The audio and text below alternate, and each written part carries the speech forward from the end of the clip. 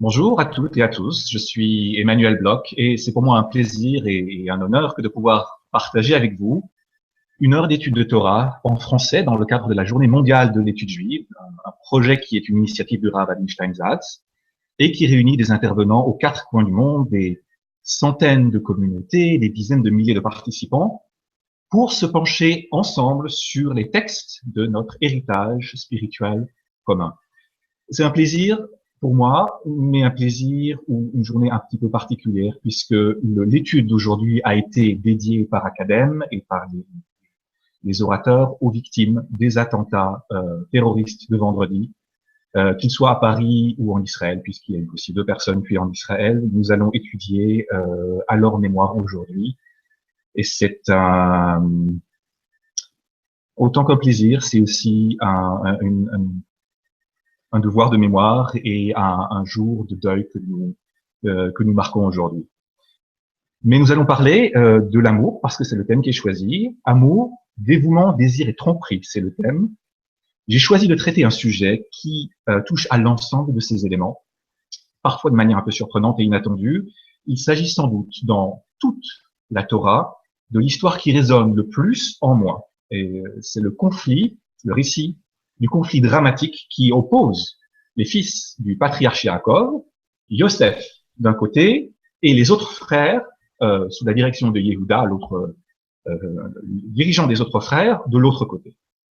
Et c'est une histoire qui est absolument extraordinaire, avec une intensité palpable, avec du suspense, avec une construction littéraire subtile des protagonistes qui évoluent au fil du récit. Il y a des retournements magistraux de situation. Il y a un dénouement fulgurant lorsque Yosef se révèle à ses frères. Et je voudrais examiner aujourd'hui quelques-uns des enjeux que le texte recèle à mes yeux. Et ce que je trouve particulièrement intéressant, c'est qu'il s'agit en l'espèce d'une histoire de la Torah qui nous présente le premier conflit interne juif. Et c'est un triste constat d'échec qu'il nous faut poser dès le départ, parce que la réalité est amère et elle nous a accompagnés tout au long de l'histoire jusqu'à nos jours. Le peuple juif est un peuple qui se dispute. Et évidemment, il y a deux types de menaces sur le peuple juif. Il y a la menace externe, celle que nous vivons malheureusement pendant cette période, et c'est une menace terrible. Il y a aussi la menace interne. La menace qui ne porte pas sur la sécurité, qui ne porte pas sur l'intégrité physique, mais qui porte sur notre identité, et sur l'âme d'Israël, sur notre capacité à résoudre nos dissensions internes.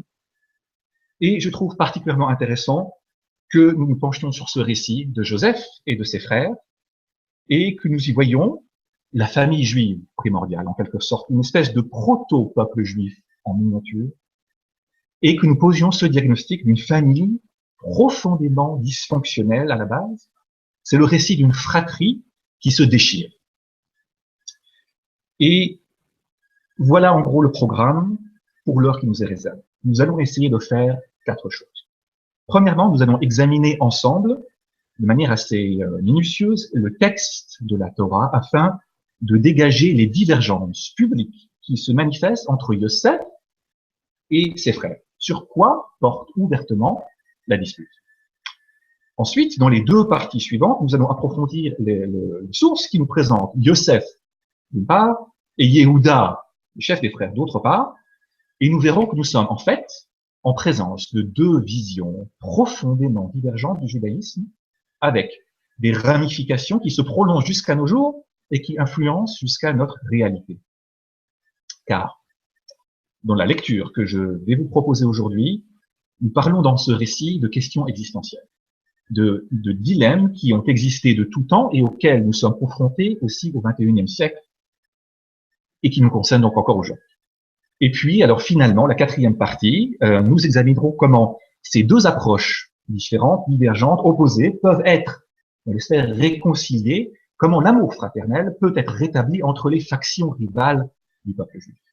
Et pour vous donner juste un petit aperçu de la direction que nous allons prendre, les premières paroles prononcées par Joseph quand il revoit ses frères en Égypte pour la première fois depuis 20 ans, il leur dit: vous êtes des espions. Genèse 42, 9. Ces paroles sont pour moi l'un des pivots principaux du processus de réconciliation entre les frères ennemis, entre Yosef et Yehuda. L'espion qui m'aimait, c'est le titre que j'ai choisi pour cet exposé. Mais nous n'en sommes pas encore là. Alors, je vais encore vous indiquer que vous avez devant vous normalement 3 fichiers. C'est sur la page de profil qui a été installée pour mon exposé. Les 3 fichiers de source. Un premier fichier avec le texte du récit de la Torah en version originale, l'hébreu, le texte de la Torah. Un deuxième fichier avec la traduction en français par Jacques Faune, Zichrono Libracha.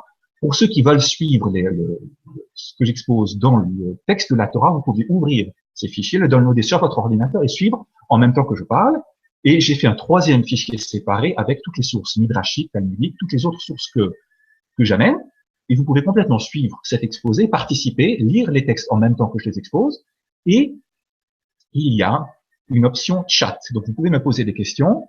C'est aussi sur ma page de profil. Si vous trouvez, oui, une photo, bon, vous trouvez en bas de cette page un endroit où vous pouvez chatter, poser vos questions. Là, je suis en train de le regarder. Il n'y a encore pas de questions. C'est bon signe, j'imagine. Donc, on peut échanger. Je suis à New York. Vous êtes peut-être juste à côté ou à l'autre bout du monde. Essayons d'avoir une étude partagée. L'approche qui sera suivie ici sera celle de s'attacher au sens des versets. Je crois que c'est important d'avoir une approche immédiate du texte, de prendre le texte de la Torah à bras le corps et de voir ce que les versets nous disent. C'est une approche qui sera traditionnelle, mais qui mettra l'accent sur les versets de la Torah. Et ma source d'inspiration principale se trouve, comme ça a déjà été le cas, dans les livres d'un rabbin contemporain qui s'appelle le Rav Mathis Weinberg.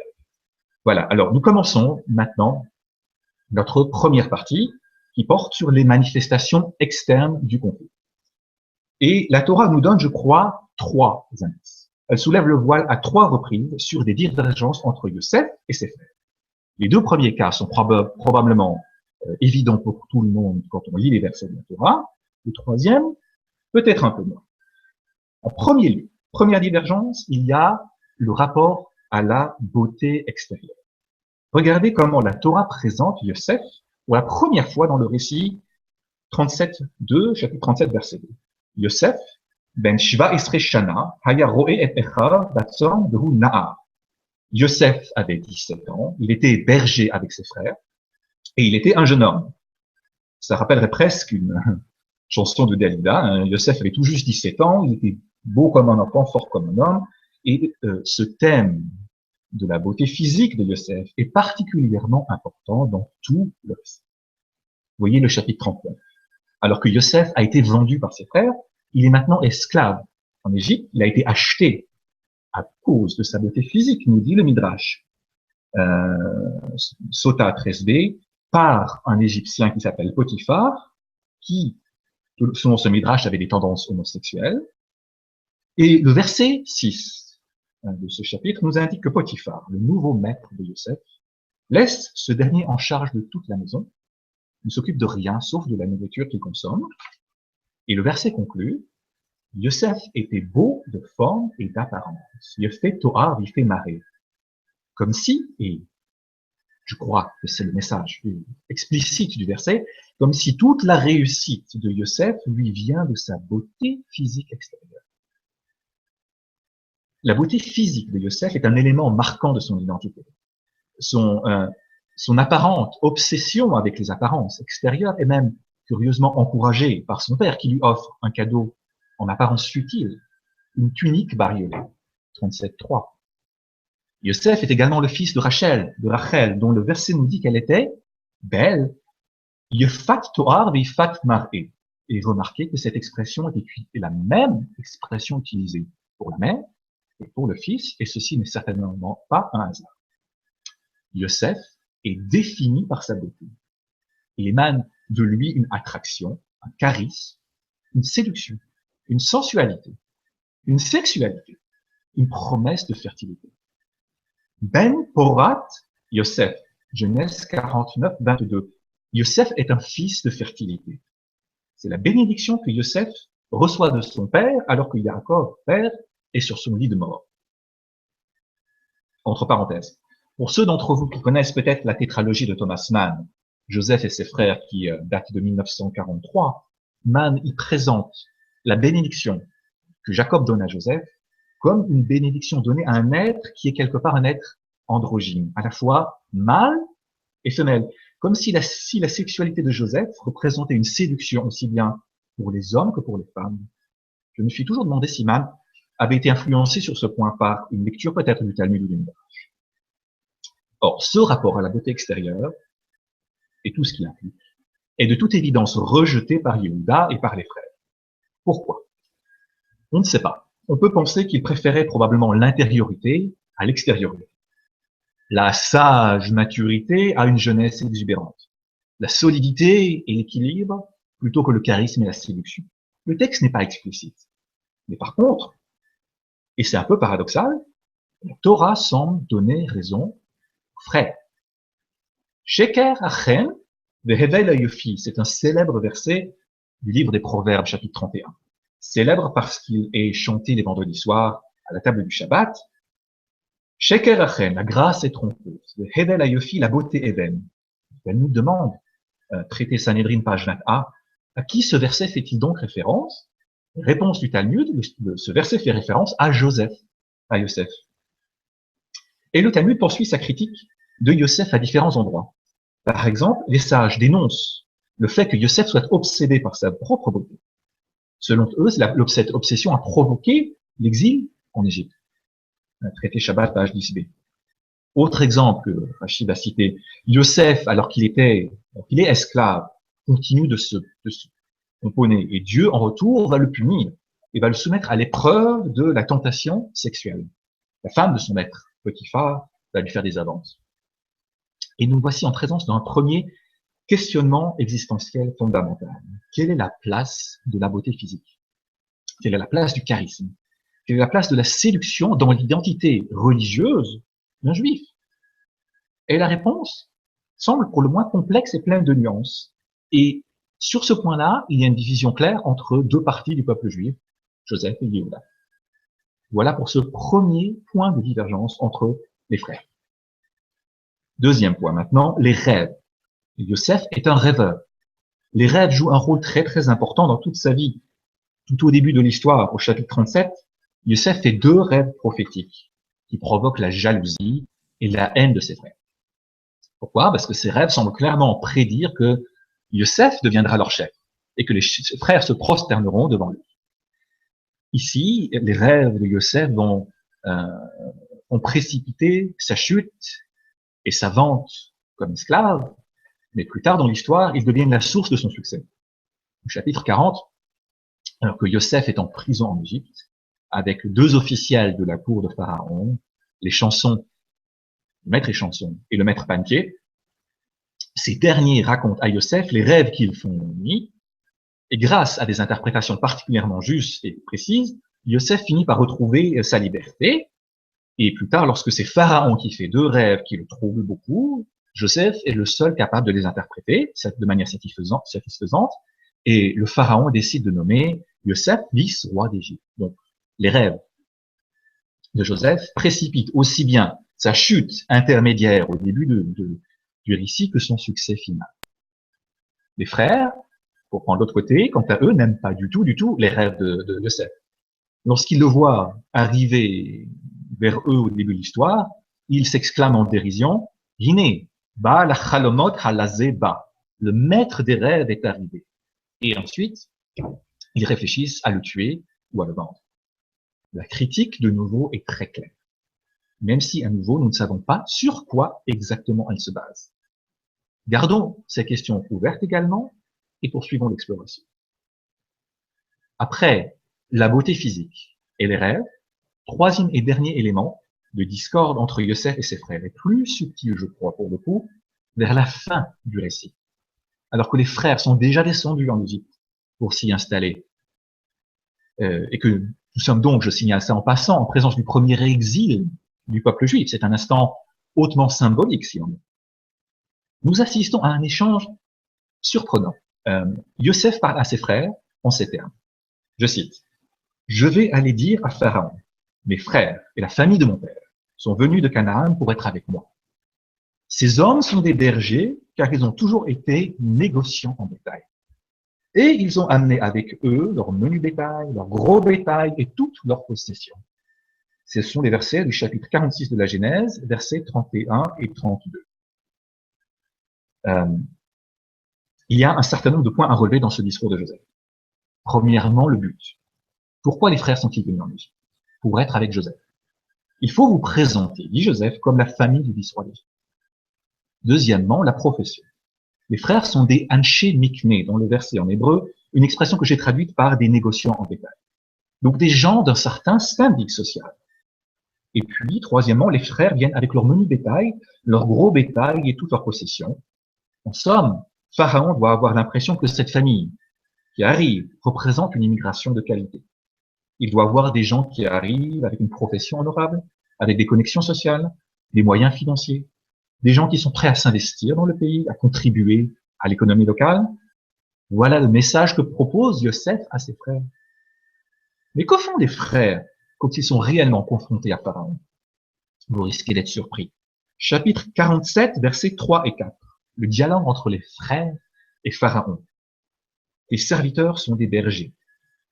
Nous sommes venus pour séjourner temporairement dans le pays, parce qu'il ne restait plus aucun pâturage pour nos troupeaux. Tant la famine est sévère en Canaan, vous pouvez vérifier dans les versets. Tout est devant vous. C'est juste incroyable. Pourquoi sommes-nous venus? Nous ne pouvons rien. Nous sommes contraints et forcés par la famine. Sommes-nous intéressés à y rester? Absolument pas. Nous voulons repartir dès que possible. Nous sommes de pauvres indigents. Nous sommes des réfugiés économiques qui ne sommes pas intéressés à contribuer à ce pays. Nous sommes des migrants. Que se passe-t-il donc ici? Il semblerait bien que Yosef voit l'exil, la galoute, comme une opportunité. Il veut être un juif dans la cité. Il veut participer à la vie sociale, à la vie économique et probablement même à la vie culturelle de l'Égypte. Les frères voient quant à eux l'exil comme une menace, comme un péril. Ils veulent une vie protégée des influences extérieures qui menacent de corrompre l'identité juive. Ils recherchent l'insularité, la sécurité des murs d'un ghetto. Voilà pour ces trois clashs entre Yosef et les frères, tels que nous les voyons dans les versets même de la Torah. La beauté extérieure, amour, sexualité, charisme, tout ce que nous avons vu. Les rêves et le rapport avec Dieu. Ces trois points vont former maintenant toute l'infrastructure de notre réflexion à venir. Alors, dans les deux parties suivantes, je vais explorer les deux visions fondamentales divergentes, celle de Joseph et celle de Yehuda. Deux visions du peuple juif, et peut-être même deux visions de l'humanité entière. Et je voudrais structurer cette réflexion autour d'une nouvelle opposition fondamentale. Je vous l'ai dit, nous touchons, je crois, à des questions qui touchent au cœur de ce qui fait la réalité humaine. La tension entre le personnel et le collectif. L'individu d'une part et la nation d'autre part. Le détail par rapport au tout. Et je vais introduire deux termes en hébreu parce qu'ils sont très importants, il faut les connaître et ils vont nous servir tout au long de la suite de l'exposé, le prat et le klal. Le prat, c'est le détail, c'est la partie du tout. Et le klal, c'est le tout, c'est l'ensemble des détails, l'ensemble des pratiques. Ma thèse essentielle sera de présenter Yosef comme l'homme du prat, Yosef l'individuel, Yosef le personnel, alors que Yehuda, de l'autre côté, sera l'homme du klal, l'homme du collectif, Yehuda le national. Et je vais commencer par Yosef. Il y a tellement de choses à dire que je vais trois raccourcir. J'essaie de vérifier le temps pour vous faire à peu près exactement une heure. Il me semble qu'il y a un très bon point d'entrée dans les versets de la Torah pour comprendre cette insistance de Joseph sur le rapport personnel, sur l'importance de l'individu en tant que tel, sur cette centralité de l'être humain. Et que ce point se trouve dans le double jeu que joue Joseph quand ses frères viennent le voir en Égypte pour acheter du blé pour leur famille. Yosef est à ce moment-là déjà devenu le vice-roi d'Égypte. Les frères le voient, mais ils ne le reconnaissent pas. Ils sont venus s'approvisionner en nourriture parce que la famine règne dans le pays de Canaan. Et Yosef consent alors vendre du blé, mais il se passe quelque chose de très bizarre. Yosef s'arrange pour que l'argent de la transaction soit retourné aux frères en secret. C'est au chapitre 42. Les frères ne se rendent compte qu'après coup que l'argent leur a été retourné en secret dans leur sac. Ils sont déjà loin sur la route, ils sont déjà arrivés à destination chez Yaakov. Pourquoi Yosef a-t-il rendu cet argent? Quelle est la logique d'une telle action? Le texte est complètement silencieux, muet sur ce point. Quelle est la réaction des frères? Incompréhension, stupeur, terreur, et une totale incapacité à expliquer l'action du mystérieux ministre égyptien. Plus tard, la nourriture achetée n'a pas suffi. Les frères repartent en Égypte, sur l'insistance de Yaakov, afin de se réapprovisionner. Et à nouveau, il se passe quelque chose de très curieux. Yaakov, le patriarche, ordonne à ses fils de rendre la première somme d'argent. Peut-être c'était une erreur. Mais en plus, il leur dit, chapitre 43, verset 11, « Prenez dans vos sacs ce que notre pays a de mieux et amenez un cadeau à cet homme, Joseph, un peu de baume, un peu de miel, des aromates, de la myrrhe, des pistaches et des amandes. » Texte toujours mystérieux. Là encore, on ne sait pas à quoi tout ceci correspond. Les frères repartent en Égypte, je raccourcis, achètent du blé, et Yosef recommence une deuxième fois. Il leur fait remettre en cachette l'argent dans le sac, mais il rajoute, cette fois-ci, un objet supplémentaire. Il fait cacher dans le sac de son frère cadet, Binyamin, une coupe, sa coupe de vin personnel. Et cette fois-ci, Yosef fait arrêter ses frères pour vol. Mais pour vol de quoi? Pour vol de l'argent, de l'argent de la transaction? Non, non, non. Chapitre 44, versets 4 et 5. Je cite. Pourquoi avez-vous rendu le mal pour le bien? Vous avez pris la coupe dans laquelle boit le Seigneur et dont il se sert pour faire de la divination. Vous avez mal agi. L'argent est indifférent. Mais le vol d'une seule coupe à vin est une faute gravissime. Que se passe-t-il? À mon sens, l'explication est évidente. L'argent est la chose la moins définie au monde, la chose la moins personnelle au monde. Prenez un billet de 50 euros. Avec cela, je peux acheter de la nourriture, je peux acheter des livres, je peux acheter des vêtements, je peux acheter un million d'autres choses. Je peux l'utiliser pour le bien comme pour le mal, pour ce qui est crucial comme pour ce qui est futile. L'argent peut être perçu comme une pure potentialité. Il peut devenir ce que je veux qu'il devienne. Mais en lui-même, l'argent n'est rien. L'argent est amorphe. L'argent est polymorphe. Il prend les contours que l'on veut. Il ne représente pas quelque chose qui vient de moi et qui exprime ma relation au monde. Yosef rejette l'argent en tant que symbole de ce qui est impersonnel. Il attend autre chose de ses frères. Yaakov, le père, est celui qui comprend le message en premier. Si l'argent n'est pas important pour le vice-roi d'Égypte, il faut lui offrir du miel, des aromates, de la myrrhe, des pistaches, des amandes, quelque chose de personnel, quelque chose qui exprime une origine, le pays d'Israël, un cadeau qui exprime l'importance d'une relation, ce que le pays fournit de mieux, etc. Un cadeau est nécessairement l'expression d'une relation personnalisée, l'expression d'une relation entre celui qui donne et celui qui reçoit. Le vol d'une somme d'argent ne représente rien pour Yosef. Le vol d'une coupe de vin personnel, cette coupe qu'il utilise pour faire de la divination, ça c'est la faute la plus grave. C'est une faute, c'est un crime. Le crime est la violation du rapport interpersonnel. Je ne sais pas si vous connaissez l'écrivain américain Thomas Wolfe qui a écrit une nouvelle que je vous recommande chaleureusement. Elle a été traduite en français sous le titre « Que l'ange regarde de ce côté ». On y trouve notamment un passage mémorable sur la solitude de l'homme. Je cite, « Qui a connu son frère? Qui a regardé dans le cœur de son frère? Qui parmi nous n'est pas à jamais un étranger isolé ?» Cette solitude éternelle de l'homme, cette aliénation absolue, elle a été décrite par des philosophes aussi. On trouve ce thème chez Feuerbach, sous une autre forme chez Marx. C'est tout ça que rejette Yosef dans le récit de la Torah. Thomas Wolfe décrit un anti-Joseph. Pour Yosef, l'être humain n'existe que lorsqu'il est en interaction avec autrui. Il se définit par ses interactions avec autrui. Et c'est une idée qui fait complètement écho à des courants très récents de la psychanalyse moderne, surtout en Amérique, je crois. La psychanalyse interpersonnelle, la psychanalyse relationnelle, si vous lisez des auteurs comme Sullivan ou Mitchell. Cette leçon passe extrêmement mal chez les frères de Joseph. Donc, Joseph, comme, je vais vérifier le temps, excusez-moi, comme l'homme de l'interpersonnel, l'homme de la connectivité, l'homme du prat. C'est un phénomène aux multiples facettes qui se manifeste de façon parfois un peu surprenante. Et c'est notre point d'entrée dans le monde de Joseph. Sur cette base, je vais maintenant essayer de vous proposer de décoder les trois éléments saillants de sa vie, les trois points discutés précédemment, en commençant par le rapport à l'exil.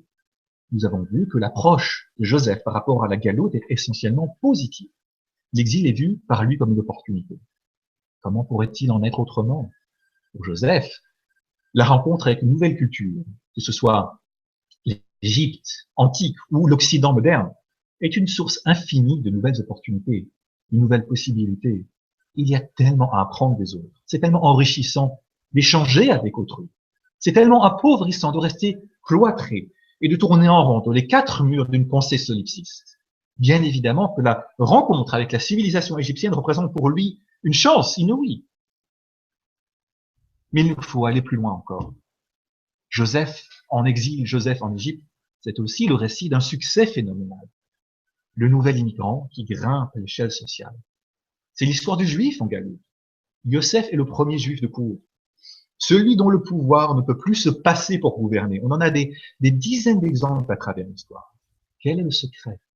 Quelle est la recette du succès? Eh bien, peut-être faut-il chercher la réponse dans la capacité de Joseph de chercher de nouveaux arrangements, de nouvelles connexions. C'est une des leçons essentielles en matière de gain en productivité.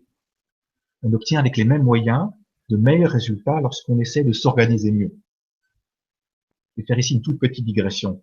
Vous connaissez peut-être ce texte dans lequel Abraham se plaint de ne pas avoir d'enfant. Dieu lui répond, on lui dit, tu auras un fils. Et après, Dieu lui dit de changer de nom. Abraham, son nom au départ, va s'appeler Abraham avec un ré. Sarai, avec un yud, va maintenant s'appeler Sarah avec un ré. Qu'est-ce que ça veut dire? Eh bien, peut-être on pourrait suggérer une lecture symbolique. La lecture d'une réallocation stratégique. Le yud de Sarai, qui a une valeur numérique de 10, est scindé en deux hé, dans chaque instant. Un hé pour Abraham, un hé pour Sarah. Le total reste numériquement identique, mais il y a rééquilibre interne. Et c'est là que réside le secret de la fertilité. Abraham et Sarah n'ont pas d'enfants, mais Abraham et Sarah, oui. Et, fin de la parenthèse, c'est ce que fait Joseph en Égypte. Joseph sauve son pays d'adoption de la famine en mettant sur pied un système de réallocation des ressources.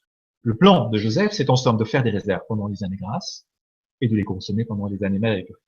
Yosef a cette capacité d'arranger, de réarranger de manière optimale les différents éléments dont il dispose dans une situation donnée afin d'en tirer le maximum. Donc, cela signifie que la capacité d'interagir de Joseph est une voie à double sens. En exil, le juif assimilé va dans un mouvement qui va de l'extérieur vers l'intérieur, apprend de certains aspects de la culture extérieure, la galoute comme une opportunité. Le judaïsme ne se vit pas sur une île isolée. Mais dans un deuxième mouvement concomitant, qui va cette fois de l'intérieur vers l'extérieur, le juif contribue à sa culture haute et lui permet d'atteindre son plein potentiel. Les échanges sont riches et fructueux, ils vont dans les deux sens. Voilà pour la vision de l'exil dans le monde de Joseph. Et qu'en est-il maintenant des rêves? Pourquoi Joseph est-il un tel rêveur? Je voudrais suggérer ici que les rêves remplissent une fonction capitale. Et il me faut prendre un exemple. Remontons dans le temps jusqu'en 1619 et le jeune René Descartes, qui est encore un tout jeune homme, il a 23 ans, est complètement absorbé par ses recherches philosophiques. Son esprit travaille sans relâche, il est plein d'enthousiasme, il est agité. Il se couche la nuit du 10 novembre 1619 et au cours de cette nuit, il fait 3 rêves consécutifs. Et c'est l'éclair de génie.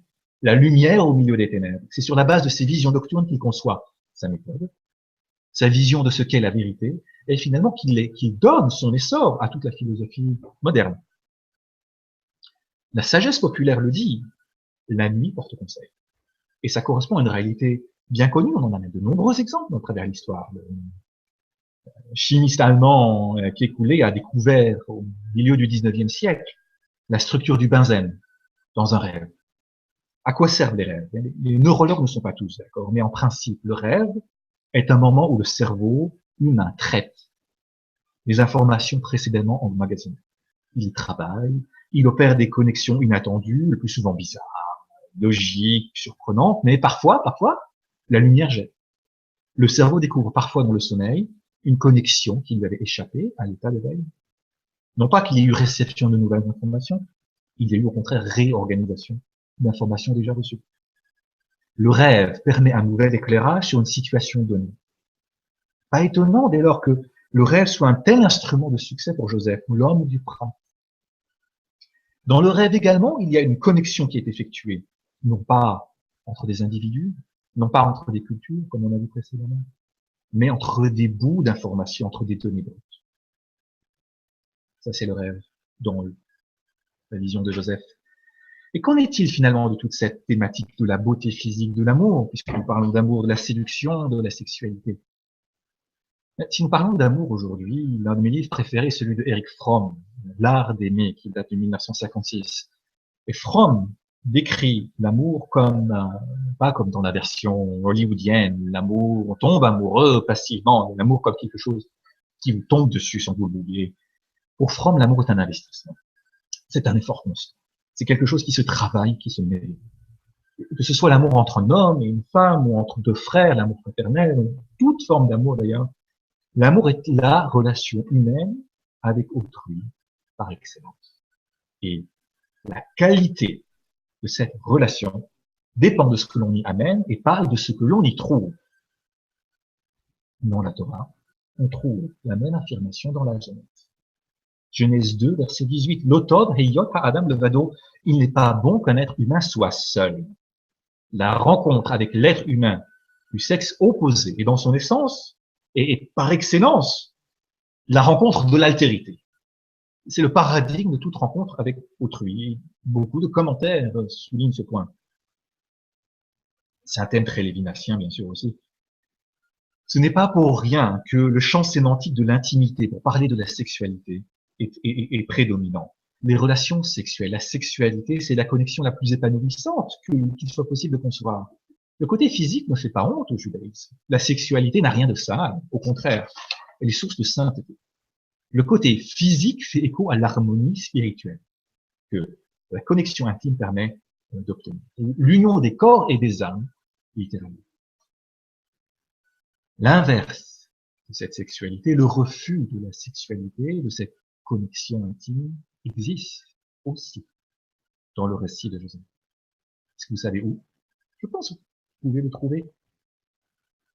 Il faut regarder dans l'image miroir de Yosef, son frère Yehuda. Les fils de Yehuda, Er et Onan, refusent d'avoir une vie sexuelle normale et épanouie avec leur femme Tamar. Onan épouse Tamar, la même femme à la mort de Er. C'est au chapitre 38, un chapitre sur lequel nous reviendrons. Er et Onan refusent cette connexion intime. Et que se passe-t-il? Ils meurent. Ils meurent. Le refus de la sexualité n'est pas un refus de fertilité, c'est un refus d'humanité, et ultimement, c'est un acte de mort. La Torah la présente comme un refus de vivre avec une vie interconnectée, comme le prat qui se coupe du klal, le détail de l'ensemble, il dépérit, il dessèche et il meurt. Voilà. Ceci est pour conclure la deuxième partie. Et, pour la résumer en une phrase avant de passer à la suite, la thèse essentielle de cette partie aurait été de présenter Joseph comme l'homme du printemps. Yosef, le personnel. Nous avons abordé cette thématique à travers le double jeu joué par Joseph, quand il revoit ses frères, l'argent rendu, la coupe de vin, etc. Et sur cette base, nous avons expliqué les trois divergences fondamentales entre Joseph et ses frères, le rapport à l'exil, le rêve et la sexualité, beauté physique, etc. Les frères de Joseph, sous la direction de Yehuda, voient de toute évidence des choses différentes. Nous allons maintenant passer de l'autre côté de la frontière pour essayer de comprendre la logique de cette autre approche, nous allons maintenant entrer dans ce que j'appelle le monde de Yehuda. Et c'est l'objet de notre troisième partie, Yehuda le national, l'homme du clan. Et comme précédemment, il nous faut trouver un point d'entrée pour illuminer d'un coup cette haute grande approche. Et je voudrais suggérer qu'il nous faut maintenant nous pencher sur un concept clé, qui est celui de la malchoute. Qu'est-ce que c'est que la malchoute? Littéralement, on peut traduire ce terme en français par le mot royauté. Mais ce n'est pas une traduction satisfaisante. Et on peut facilement s'en rendre compte, car dans les sources traditionnelles, on parle de malchoute pour toutes sortes de choses. Des fois, pour parler de contrées gouvernées par un roi en chair et en os, Rome. Et des fois pour faire référence à une démocratie ou autre chose encore. Le régime politique est donc indifférent. La malchoute n'est pas non plus identique à l'idée politique moderne de l'État-nation.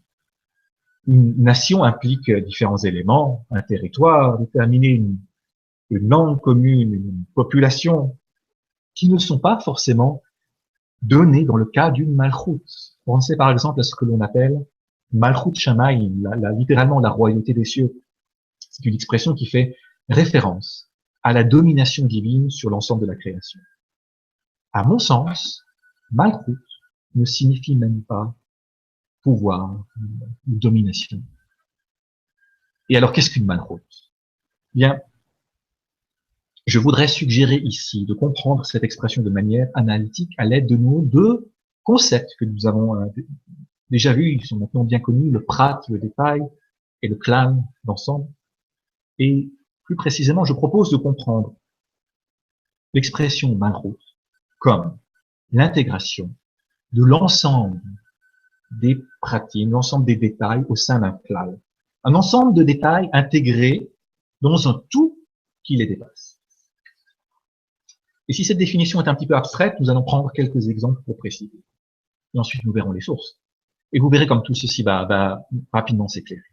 Une équipe de football peut être vue comme une mini malchoute, ou bien une armée, ou bien une colonie de fourmis, ou un essaim d'abeilles.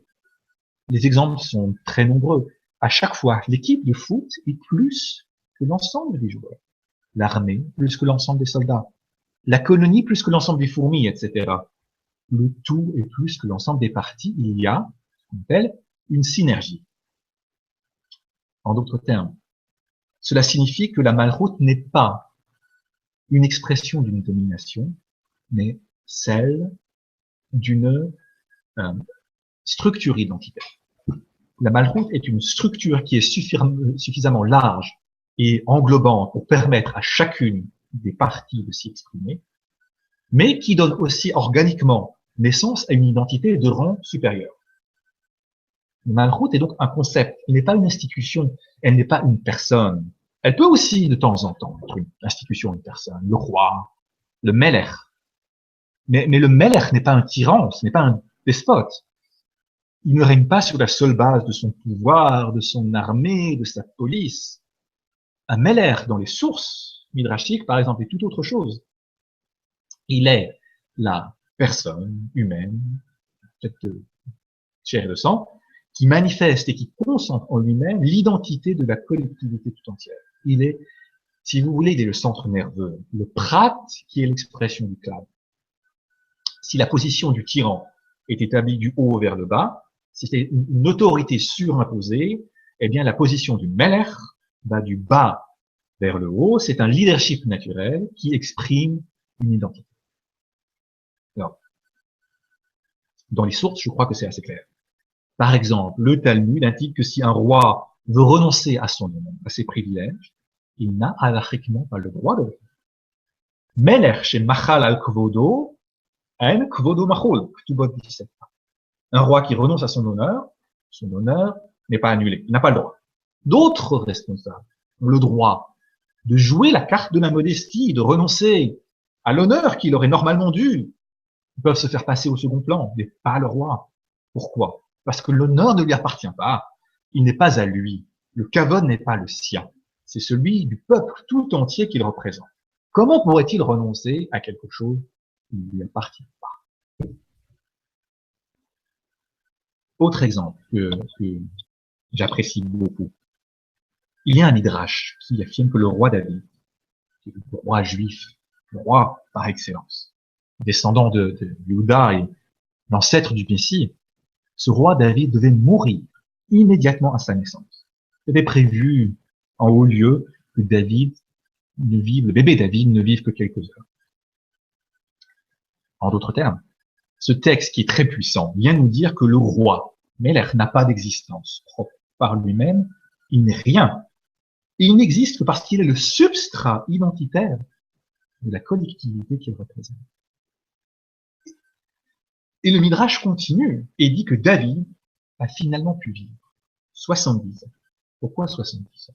Parce que 70 ans lui ont été généreusement alloués et que ces années ont été prises à quelqu'un d'autre qui n'était autre que Adam Arishon, le premier homme, Adam, l'ancêtre universel, celui de qui toute l'humanité descend. Et vous voyez comme le symbole est fort. David, le Melech, par excellence, n'a pas de vie à lui, propre, il n'a pas d'existence propre, pour ainsi dire, mais son temps, sa vie, lui est présenté, lui offert comme un cadeau par l'être qui contenait en lui le potentiel de toute l'humanité. Une dernière source pour illustrer ce concept de la malchoute. Bereshit Rabbah, chapitre 89, paragraphe 4. Vérifiez-le dans les sources. Ce texte affirme que le rêve du roi est le rêve du monde entier. Les rêves ne sont pas au roi, ils appartiennent à la collectivité.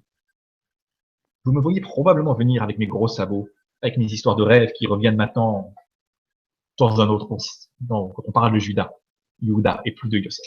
On va voir ça tout de suite. Donc, voilà pour cette notion de malchoute. Et c'est ce que je veux utiliser comme clé de compréhension de l'approche de Yehuda, l'approche du Klal. Et pour cela, il nous faut maintenant revenir à notre récit et il faut bien comprendre que le peuple juif se trouve à un moment charnière de son histoire avec le conflit de Joseph et ses frères. L'époque des patriarches, l'époque des pères fondateurs, elle est passée, c'est un moment révolu.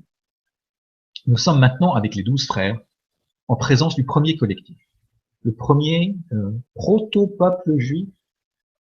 Et la question qui se pose, c'est celle de l'identité de ce petit peuple. Elle se pose sans trop de surprise en termes de qui sera le Melech, qui sera le roi, qui représentera la malchoute, qui sera l'expression identitaire de ce premier collectif juif. Vous savez quoi? Nous avons 2 candidats pour le même job, 2 rivaux, Joseph et Yehuda. Et si Yosef va devenir roi en Égypte, la malchoute appartient essentiellement à Yehuda. Yehuda est celui qui dirige ses frères, c'est le leader. Sa tribu va donner naissance au roi David. Tout au bout de l'histoire, c'est le Mashiach ben David qui vient de la tribu de Yehuda, la malchoute du peuple juif. Et la propriété, elle appartient à Yehuda. Et Yehuda voyait Joseph comme un rival à sa propre royauté. C'est explicitement le sens du verset de la Genèse 37:8. Quand les frères réagissent au rêve de Yosef en lui reprochant « Est-ce que tu seras roi sur nous ?» Les rêves de pouvoir de Yosef posent un défi à la nature profonde de Yehuda, à sa royauté sur le peuple juif. Pas étonnant que cette relation est dégénérée. Mais il y a plus. Reprenons une nouvelle fois, comme nous l'avions fait pour Joseph, les 3 éléments de divergence. L'exil, les rêves, la beauté physique. Et tentons de les comprendre dans la perspective de Yehuda, qui est une vision mettant l'accent sur la collectivité d'Israël.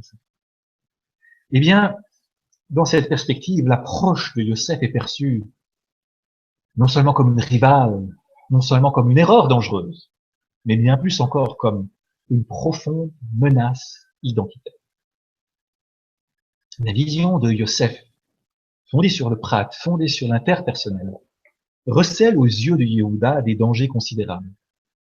En un mot, le danger est que le prat finisse par prendre une place trop grande, voire même de remplacer le klal tout entier. C'est ce qui arrive quand l'approche de Yosef est pervertie. Et le risque de perversion est indéniable. Il est manifeste. C'est la peur du frère de Joseph. Premièrement, le rêve de Joseph peut facilement dégénérer. Au lieu d'être une nouvelle manière de contempler la réalité, il peut devenir une projection de la personnalité du rêveur sur cette même réalité. Le rêve devient alors un rêve de soi. Un rêve dans lequel le rêveur prend toute la place disponible et ne laisse plus aucun espace à la réalité. C'est le rêve de la psychanalyse freudienne, le rêve dans lequel le message est une projection de l'inconscient, et pas un message prophétique. Par contre, le rêve du roi, nous l'avons vu, c'est ce midrash, le rêve de Yehuda, c'est un rêve qui exprime l'identité de la collectivité tout entière. Un rêve de Yehuda, un tel rêve, n'est jamais le rêve d'une personne donnée, prise en isolation. Deuxièmement, l'ouverture à autrui dans la Galilée est dangereuse pour Yehuda. C'est un danger pour l'identité collective d'Israël. L'identité juive risque d'être diluée à force d'être trop confrontée à des éléments étrangers. Comment fait-on la part entre ce que l'on peut importer et ce à quoi il faut barrer la route? Il est préférable pour Yehuda de préserver la pureté juive en s'isolant derrière les lourdes portes d'un ghetto protecteur. Troisièmement, toute cette approbation par Yosef de la beauté, de la sexualité, de l'amour, tout ceci est dangereux aux yeux de Yehuda. Le risque est bien trop grand d'aboutir à une obsession avec sa propre apparence physique, son propre plaisir, le moi. Moi. Vous voulez savoir, de nos jours, quel est le cauchemar de Yehuda? Quel est le risque ultime, inhérent à l'approche de Yosef? J'habite New York. À quelques kilomètres de l'endroit où je vous parle, il y a un endroit qui s'appelle Times Square. À mon avis, Times Square est le cauchemar de Yehuda. L'obsession de l'être humain avec lui-même, des écrans géants, érigés à la gloire de la beauté humaine et de la sexualité. C'est ce qui se passe lorsque l'individuel devient de l'individualisme. Lorsque l'humain, c'est la place au narcissisme. C'est tout le paradoxe d'une culture qui affirme voir autrui, mais qui trop souvent ne voit que son propre reflet. L'idolâtrie, je crois que l'on peut parler d'idolâtrie de l'être humain. Homo homini deus, l'homme qui est un dieu pour l'homme. Voilà les risques qui existent à vouloir être un Yosef. Ce n'est pas rien.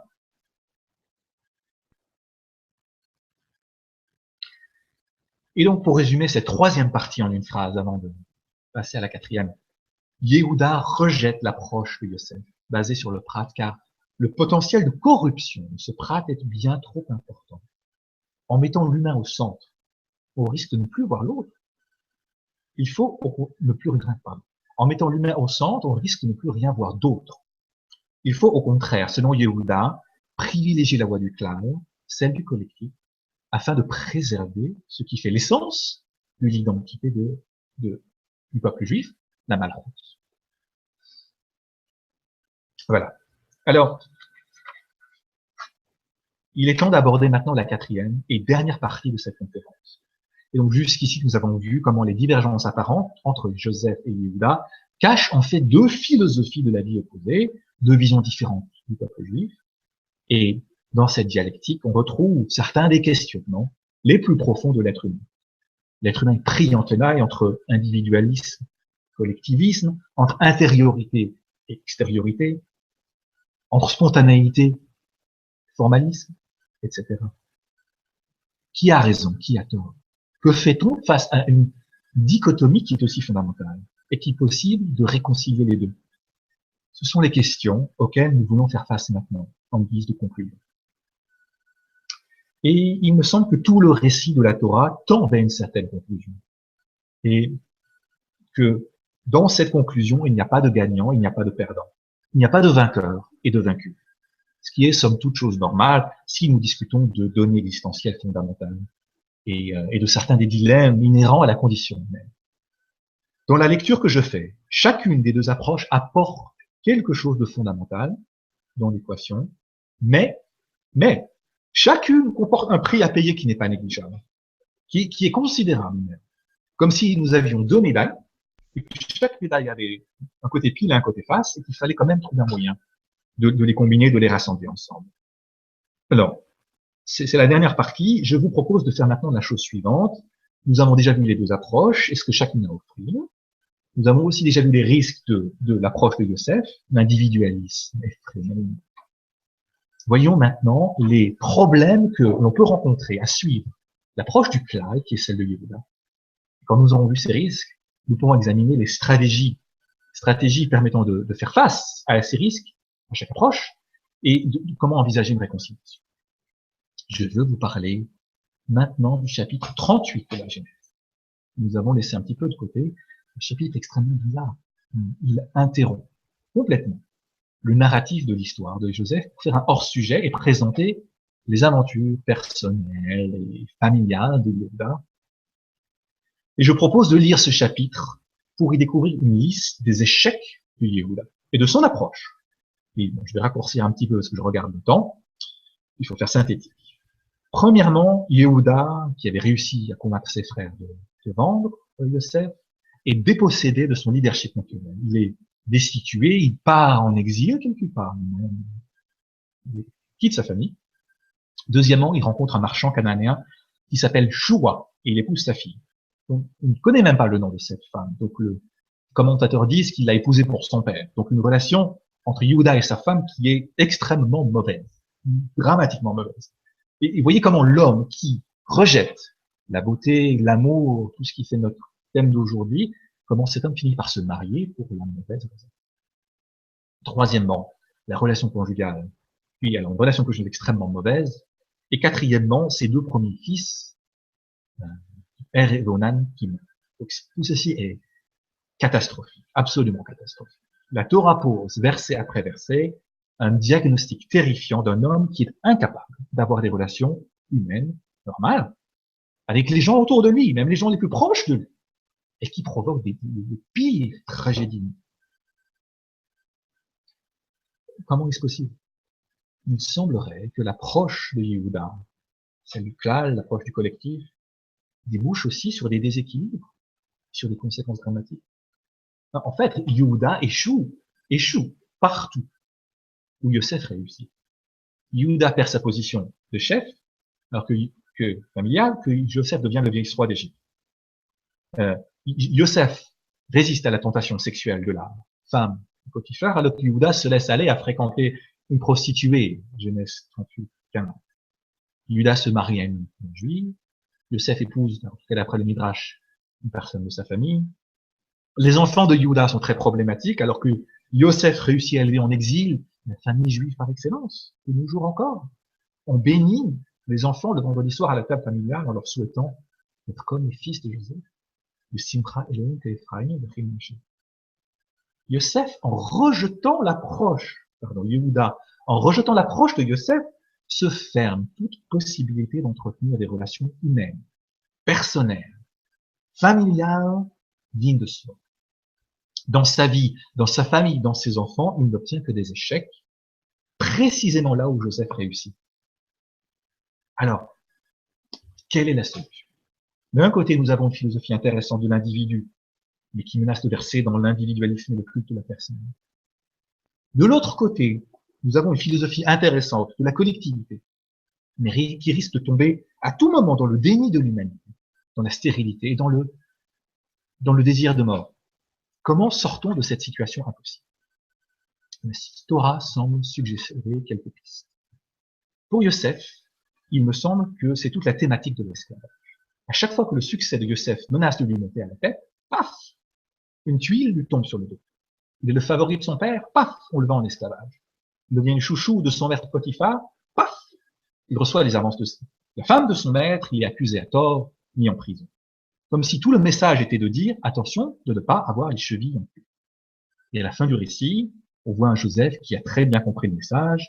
Quand le pharaon lui fait des compliments, il lui dit, c'est pas moi, c'est Dieu. Quand ses frères lui font des compliments, il dit non, non, Dieu a tout manigancé.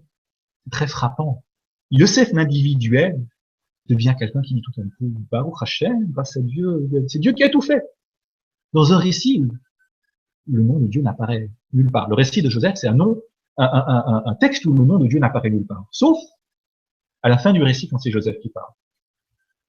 Je crois que c'est l'antidote au risque de l'approche de Yosef, l'esclavage.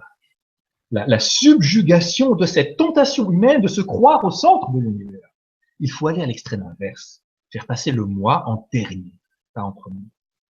Et la réconciliation de Yosef et de Yehuda n'est possible qu'après que Yosef soit passé par une période d'esclavage, une période où sa volonté, ses choix, ses ambitions ont été délibérément niées, annihilées, réduites à néant. Et pour Yehuda, il n'y a pas le choix. Il doit apprendre à redécouvrir le pouvoir des relations humaines. Et s'il n'est pas d'accord de le faire tout seul, il faut le forcer. Il faut le faire contre sa volonté, contre son gré. Et la personne qui va le forcer à le faire dans le récit, c'est son frère, Yosef. Et voici finalement venu le moment d'expliquer à la fois le titre de la conférence, l'espion qui m'aimait, et aussi cette accusation qui est bizarre à l'extrême de Yosef qui revoit ses frères pour la première fois après 20 ans, qui leur dit, Genèse 42:9, vous êtes des espions, mais raglim atem, vous êtes venus voir la nudité de la terre. Des espions? Quels espions? Est-ce que les frères sont vraiment venus chercher des informations secrètes? Voler des secrets industriels? Quels espions? Yosef n'est pas sérieux peut-être. Il ne pense sans doute pas ce qu'il dit. Une fausse accusation pour mettre ses frères dans l'embarras? Eh bien non. Yosef est on ne peut plus sérieux. Et il a raison. Les frères sont bel et bien des espions. Car un espion est une personne qui fait semblant d'avoir une relation avec un tiers. Il fait semblant d'être un ami, d'être sincère, de partager certaines valeurs, certains centres d'intérêt. Mais rien de tout cela n'est vrai. Les vrais engagements de l'espion sont ailleurs, envers lui-même, envers autrui, envers un autre pays, un autre employeur. L'espion est celui qui s'engage dans une relation avec autrui, mais qui n'en a plus ou moins rien à faire de cette autre personne. C'est une relation pervertie. C'est une relation corrompue dans son essence. Une caricature de ce qu'un rapport interhumain est censé être. Le défi de Yosef à ses frères, à Yehuda, c'est de celui d'être désormais capable de s'investir dans une relation honnête et sincère avec autrui. Sinon, c'est de l'espionnage. Et Yosef joue sa partie avec beaucoup de finesse. Il s'arrange pour faire accuser son plus jeune frère, Binyamin, du vol de sa coupe de vin personnel.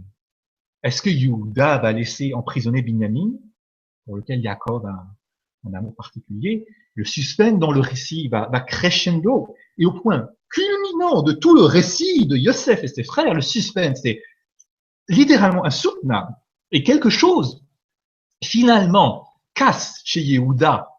Fin de chapitre 44. El Avi, Lanar Enenu Iti. Comment puis-je retourner voir mon père? Et le jeune homme, Binyamin, n'est plus avec moi. Il en mourrait. Yaakov va en mourir. Laisse partir Binyamin, garde-moi la place. En d'autres termes, Yehuda affirme qu'il existe une relation entre deux personnes qui lui sont étrangères, entre son frère et son père, mais pas lui. Et que cette relation est tellement privilégiée, cette relation est devenue tellement importante à ses yeux, alors même qu'il n'en fait pas partie, que Yehuda est prêt à en perdre la liberté, et peut-être même à en perdre la vie, plutôt que d'y porter atteinte. C'est un acte désintéressé pour l'amour de son père, pour l'amour de son frère. Lui n'a rien à y gagner, personnellement. C'est la conversion de l'espion qui redécouvre le vrai amour fraternel au sens de Yosef. C'est l'espion qui m'aimait.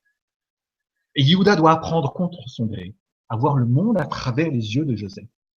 Et à travers cette découverte, il retrouve aussi le chemin de sa propre identité et de sa propre royauté.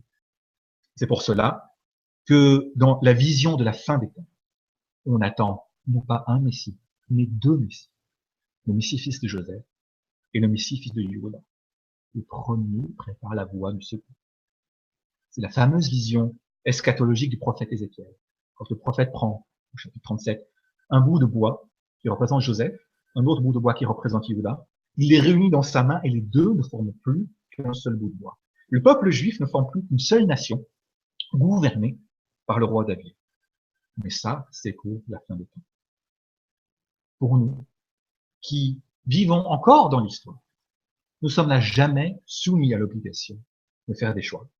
Une voie ou l'autre, avec parfois des prix tragiques à payer, quelle que soit l'alternative que nous retenons. J'espère que ces choix auront été quelque peu éclairés aujourd'hui par l'étude que nous avons faite.